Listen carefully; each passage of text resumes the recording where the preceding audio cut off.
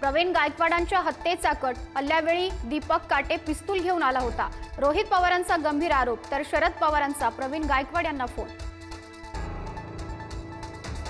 प्रवीण गायकवाडांवर हल्ला करणारा भाजपाचा पदाधिकारी, विरोधकांचा आरोप तर दीपक काटेचा भाजपाशी संबंध नाही, बावनकुळेंचं स्पष्टीकरण।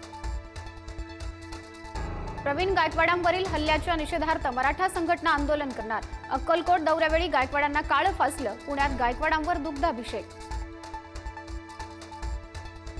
आजपासून 3 दिवस मनसेचं इगतपुरीत शिबिर। उद्धव ठाकरेंच्या शिवसेनेसोबत युतीचा निर्णय शिबिरात होणार का याकडे लक्ष।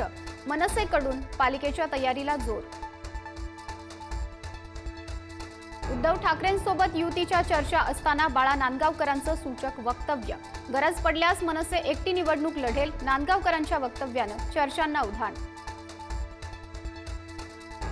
दोन्ही भाऊ एकत्र आल्यानं निवडणुका लांबवतील, सत्ताधारी युतीला घाबरतात, आदित्य ठाकरेंचा सत्ताधाऱ्यांवर निशाणा।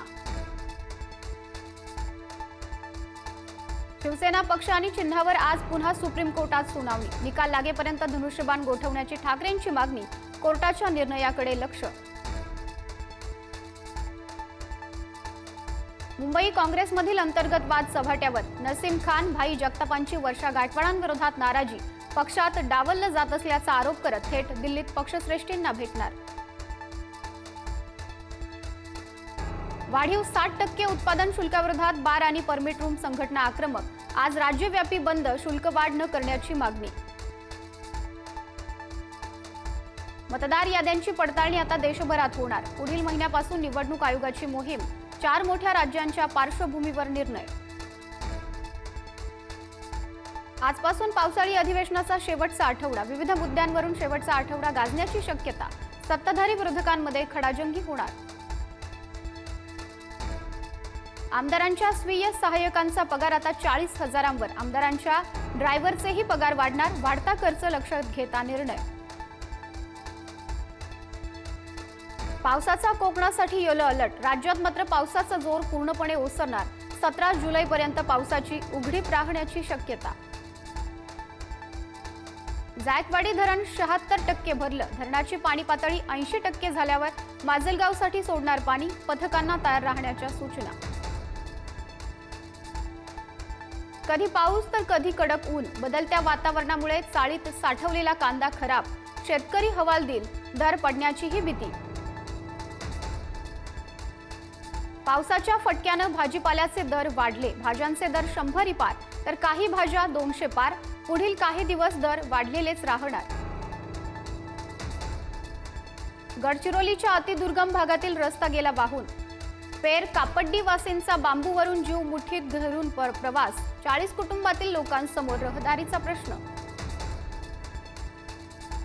म्हाडाची 5,000 घरांची सोडत। आजपासून अर्ज भरता येणार। 25 ऑगस्टला 6 वाजेपर्यंत अर्जदारांना हरकती नोंदवता येणार। सोडतीसाठी स्वीकृत अर्जाची अंतिम यादी 1 सप्टेंबरला।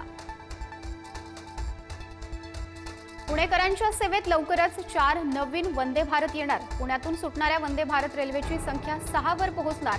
प्रवाशांची गर्दी पाहून ट्रेन वाढवण्याचा निर्णय।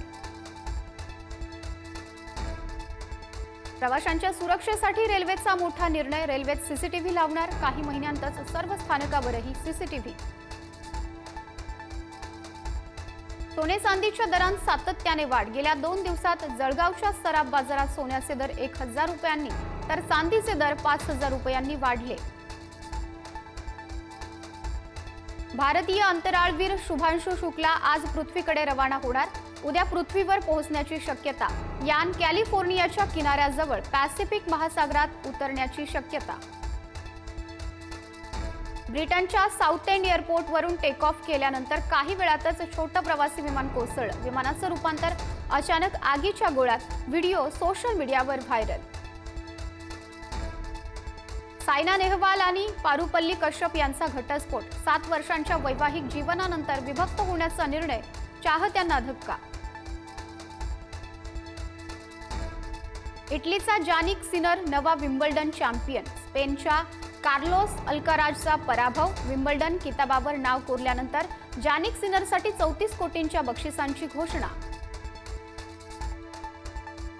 भारत विरुद्ध इंग्लंडमधील तिसऱ्या कसोटीत तुफान ड्रामा. भारतीय संघाला विजयासाठी हव्या 135 धावा तर इंग्लंडला हव्या 6 विकेट.